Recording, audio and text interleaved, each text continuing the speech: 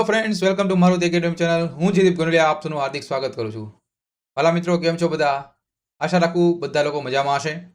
વિદ્યાર્થી મિત્રો, તમને ખબર છે આપણે મારુતિ એકેડમી ચેનલમાં નવા અભ્યાસક્રમ મુજબ ડિપ્લોમા સેમેસ્ટર 6ના વિદ્યાર્થી મિત્રો માટે આપણે એક નવી લેક્ચર શરૂઆત કરી છે. હવે આ લેક્ચરમાં આપણે તમને ખબર છે કે નવા અભ્યાસક્રમ મુજબ આપણે 2 સબ્જેક્ટની સંપૂર્ણ માહિતી મેં તમને આપેલી. આજે આપણે નવા સબ્જેક્ટ એટલે કે ECA ત્રીજા સબ્જેક્ટની વાત કરવા જઈ રહ્યો છું. અને આ સબ્જેક્ટમાં કેટલા ચેપ્ટર છે, કેટલા માર્કના છે, શું ઇમ્પોર્ટન્ટ છે, સંપૂર્ણ વિશે તમને માહિતગાર કરવાનો છું. તો વાલા મિત્રો, ફટાફટ આવી જાજો અને પૂરેપૂરો લેક્ચર જોજો, જેથી બધી વસ્તુ માહિતી તમને મળી જાય.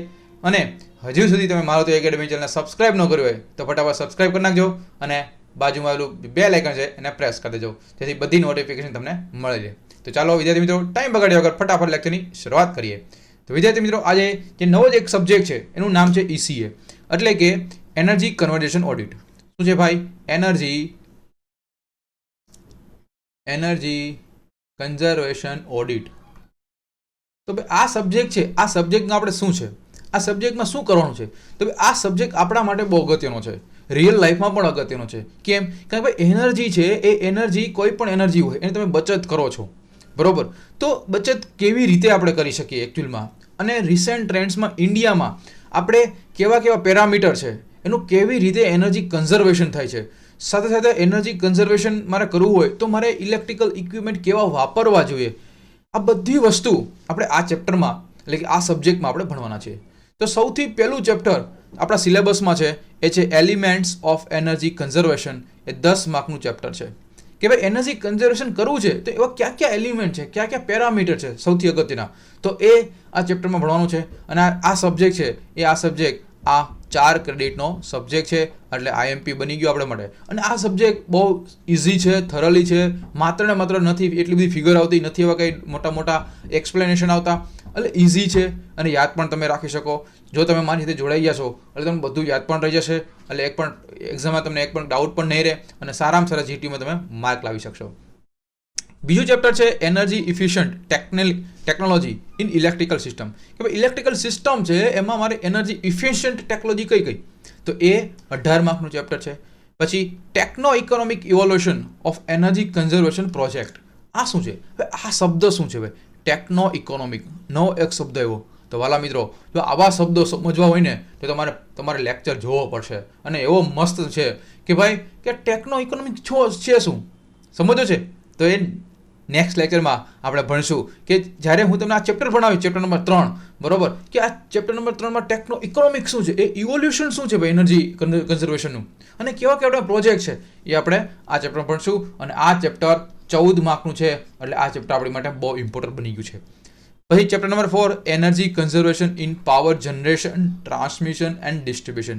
કે ભાઈ આપણે એનર્જી કન્ઝર્વેશન તો કરશું, પણ કઈ જગ્યાએ? તો આપણે ખબર છે આપણું ઇલેક્ટ્રિકલ ડિપાર્ટમેન્ટ, આપણું આખું ઇલેક્ટ્રિકલ એનર્જી છે, અથવા આપણું ઇલેક્ટ્રિકલ સિસ્ટમ છે, આપણી ઇલેક્ટ્રિકલ આખી સિસ્ટમ એ 3 પેરામીટર ઉપર આપણી ઊભેલી છે, બરાબર, જે તમને પણ ખબર છે.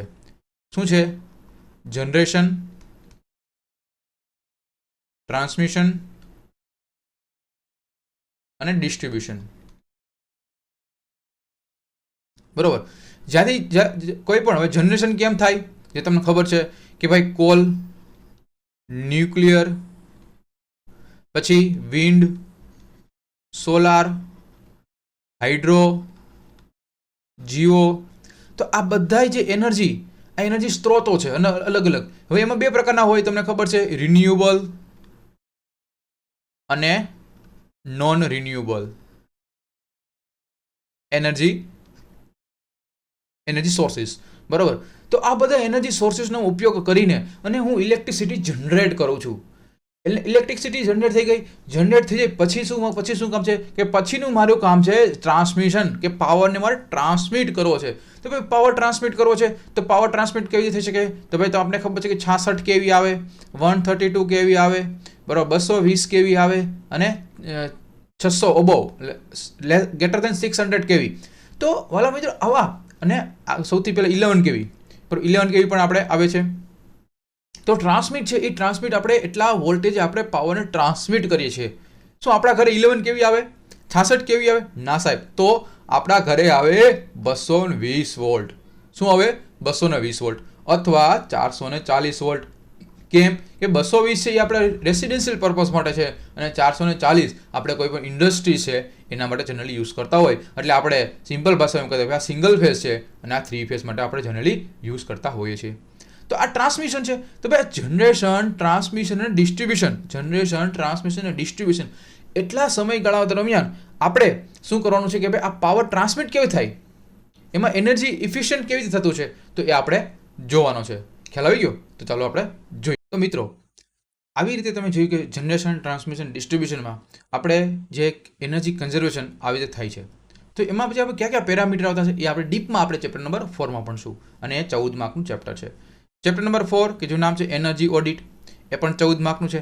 કે ભાઈ એનર્જી કન્ઝર્વેશન થઈ ગયું તો એનર્જી ઓડિટ શું છે? આ ઓડિટ શબ્દ શું? આ ઓડિટ છે એ શબ્દ શું કહેવા માંગે ભાઈ, એ આપણે ચેપ્ટર નંબર 5માં ભણશું. થોડુંક સસ્પેન્સમાં હોવું જોઈએ ને ભાઈ, બરાબર? તો ચાલો હવે આપણે એક એક વિશે હું તમને માહિતી આપું કે ચેપ્ટર નંબર 1માં કયા કયા ટોપિક છે. જો મિત્રો, વાલા મિત્રો, આ જીટીયુનો એક પૂરેપૂરો નવો સિલેબસ છે. જીટીયુ નવો સિલેબસ જ છે. 2021માં જે નવો સિલેબસ આવ્યો એ પ્રમાણે આપણે લેક્ચરની શરૂઆત કરવાના છે, બરાબર? અરે સાવ ન્યૂ સબ્જેક્ટ. ચાલો જો એનર્જી, જે elements of energy conservation, elements of energy conservation જે પહેલું ચેપ્ટર છે એ પહેલા ચેપ્ટરમાં આપણે શું ભણવા છે કે પહેલા ચેપ્ટરમાં સૌથી આપણે ભણશું કે ભાઈ ઇન્ડિયન એનર્જી સિનારીઓ, કે ભાઈ ઇન્ડિયનમાં, ભારત દેશમાં આપણે એનર્જી કન્ઝર્વેશન કેવી રીતે છે, શું છે, એ બધી વસ્તુ આપણે ચેપ્ટર નંબર 1માં ભણશું. પછી એનર્જી કન્ઝર્વેશનની જરૂરિયાત શું કામ પડી, વોટ ઇઝ ધ નીડ, કોઈ પણ વસ્તુનું નીડ હોય, બરોબર? તો એ નીડ શું કામ થઈ. પછી એનર્જી કન્ઝર્વેશનનો પ્રિન્સિપલ શું છે, એના બેનિફિટ શું છે ભાઈ, બેનિફિટ શું છે એ આપણે ભણશું. Energy conservation act 2001 and its purpose, mandatory provision of the Energy Conservation Act 2001, important features of Energy Conservation Act 2001.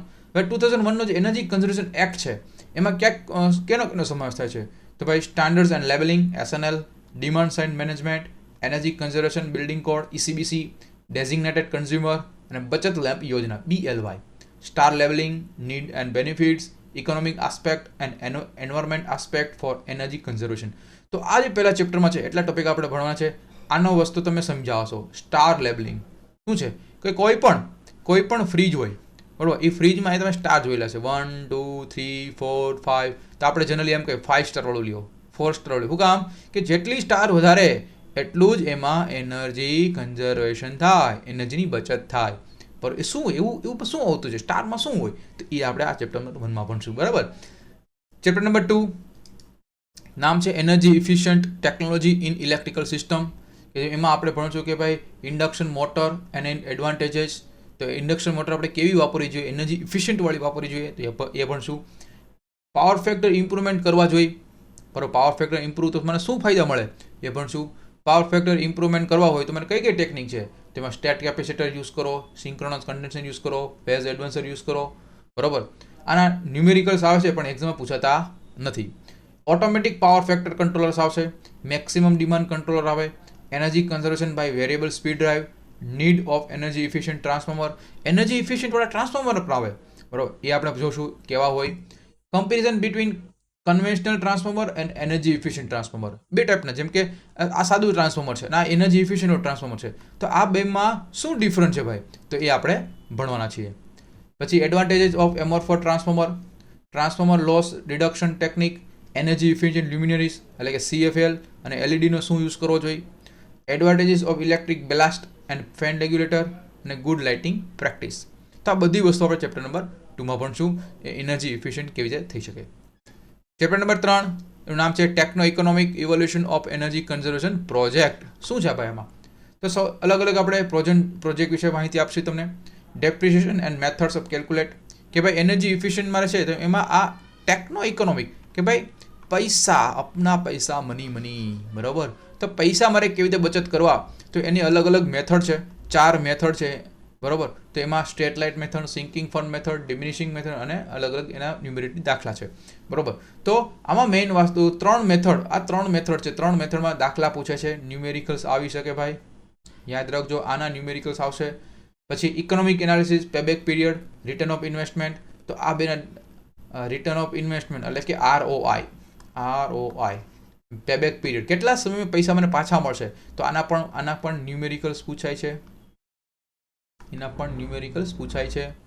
પછી ચેપ્ટર નંબર 4 જેનું નામ છે energy conservation in power generation, transmission, distribution. મેં તમને વાત કરી એ પ્રમાણે કોજનરેશન શું છે, ટાઈપ્સ ઓફ કોજનરેશન, એડવાન્ટેજ શું છે, પછી measure to reduce transmission line loss. મેં તમને કીધું ને કે ભાઈ આ આવડી મોટી ટ્રાન્સમિશન લાઇન છે, બરોબર. આ ટ્રાન્સમિશનથી આપણા ઘરે પાવર પહોંચે, આપણા ઘરે જે પાવર પહોંચે છે તો કેટલો બધા પ્રકારના લોસીસ થતા હોય. તો આ લોસીસને મારે ઘટાડવા હોય તો મારે શું કરવા, તો એ આપણે ભણશું.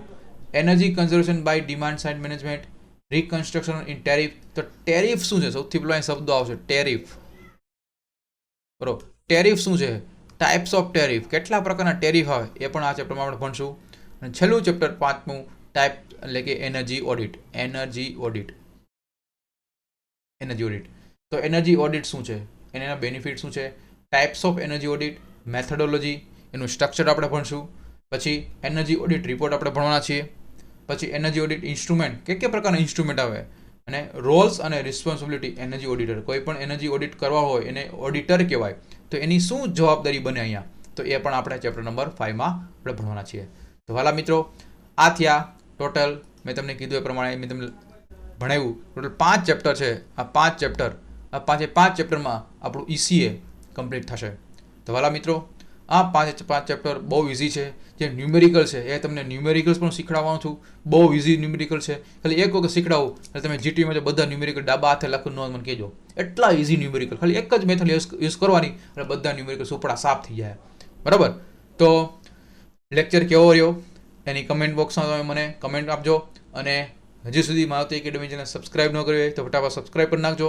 અને બાજુમાં પેલું બેલ આઇકન છે એને પ્રેસ કરી દેજો. અને વિડીયો ગમ્યો હોય તો લાઇકનું બટન દબાવી દેજો. અહીં સુધી લેક્ચર રાખીએ. ત્યાં સુધી bye, take care, see you soon.